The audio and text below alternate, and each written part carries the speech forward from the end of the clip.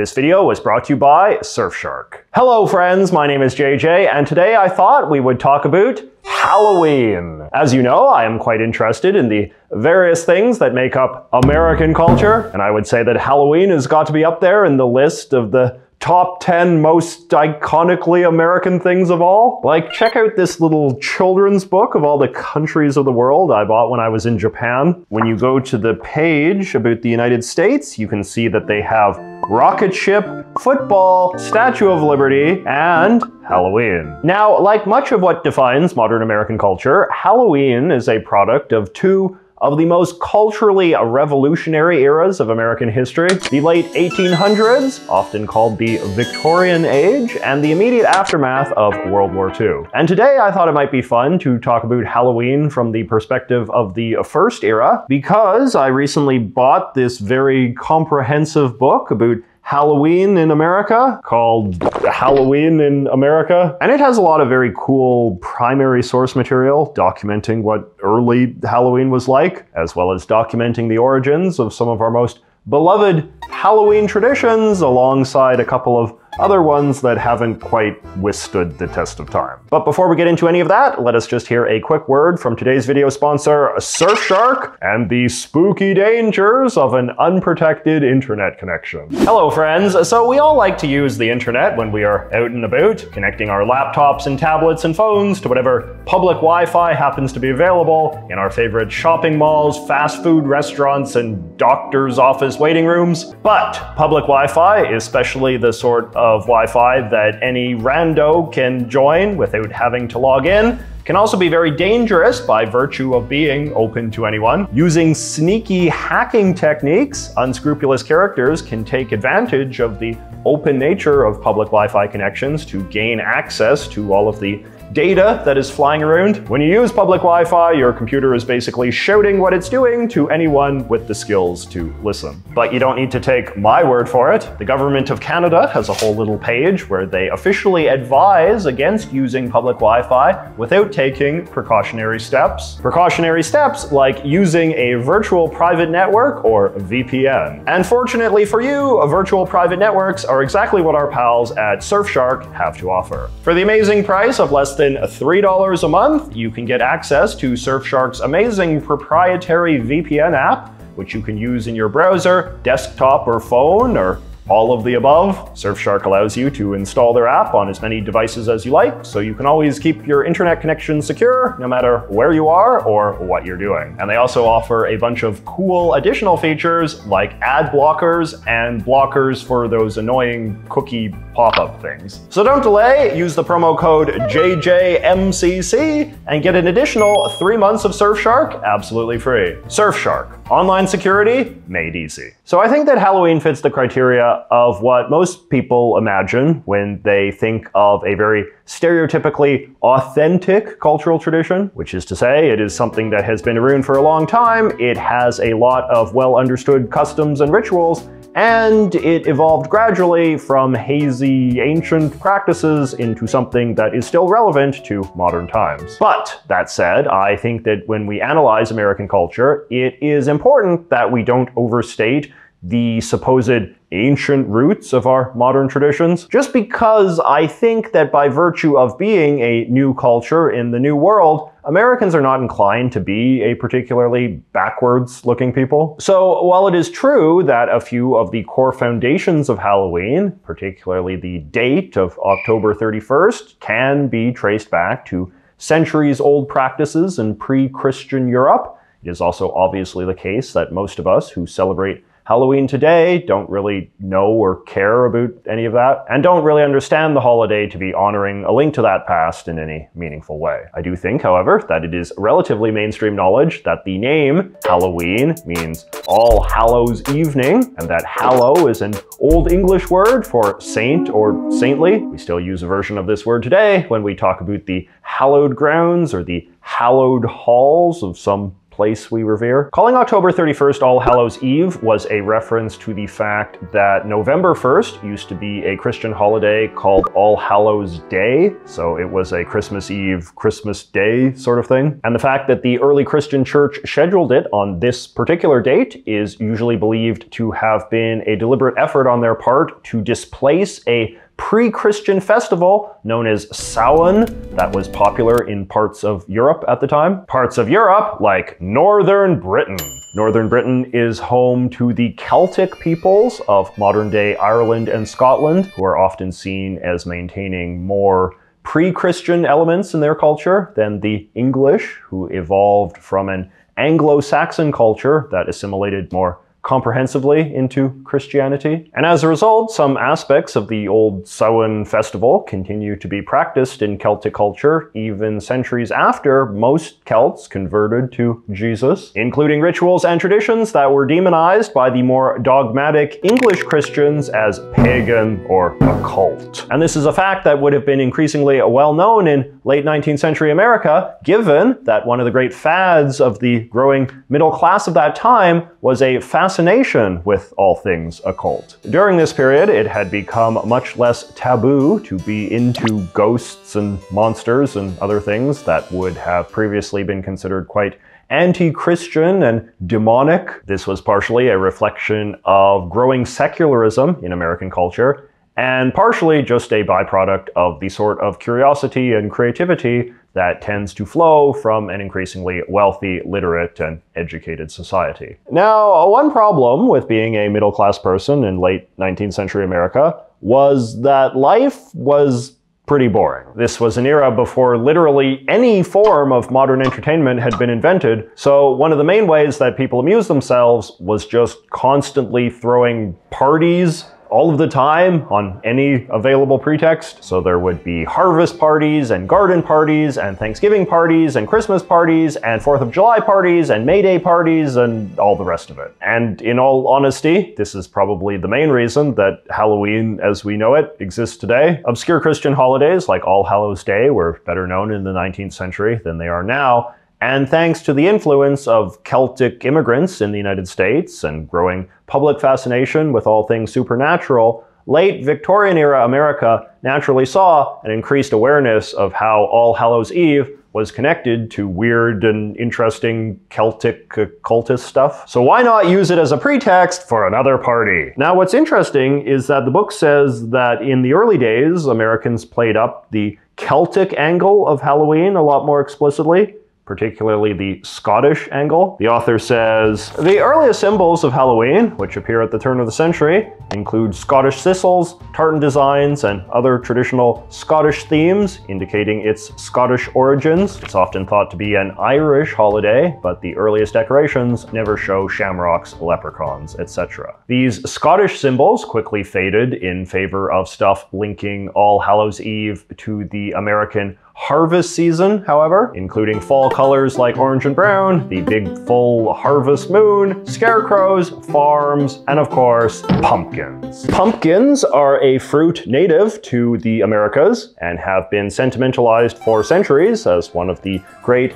symbolic bounties of the New World, given how big they can grow. There was an old folk tradition in Europe of making lanterns for festivals out of the crappy little vegetables that they grow over there. And the only reason we make pumpkin lanterns on Halloween is because American pumpkins proved so much better. Jack-o'-lanterns are probably the oldest continuously used symbol of Halloween and appear prominently in Victorian-era postcards in more or less the same form that we see them today. The name jack-o'-lantern is a centuries-old expression referring to a spooky floating flame. Spooky floating flames being an old-fashioned scary thing that people don't care as much about anymore. The other big one being the will-o'-the-wisp.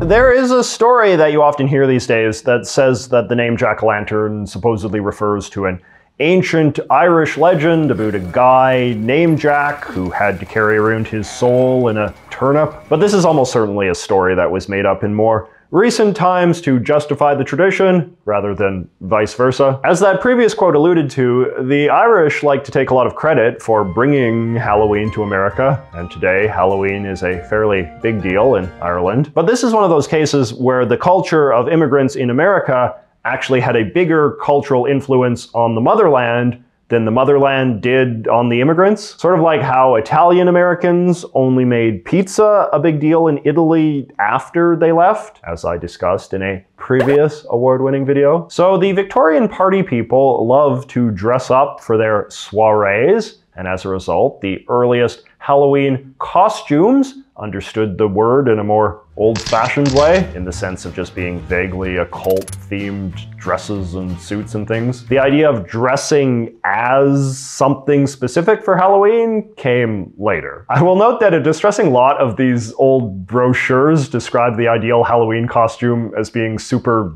gay, but of course that was just the word people used back then to describe stuff that was colorful or fun. The concept of kids going door to door in costumes to trick or treat seems to be a pretty recent thing, with the earliest documented reference to it, according to the Oxford English Dictionary, being found in an Alberta newspaper from 1927. So if you were my age, it is likely that your grandparents were born before trick-or-treating. It is not really clear why or how this particular tradition of handing out free candy to random neighborhood children evolved, though the most common theories are that it's just a sort of ritualized recognition of the fact that by the 1920s, Halloween had become known for tricks and treats. The tricks part probably came about as people realized that wearing a costume at night made it easy to play pranks, pranks being another very common way that people kept themselves amused in the old days. While the treat part was probably just an outgrowth of the sort of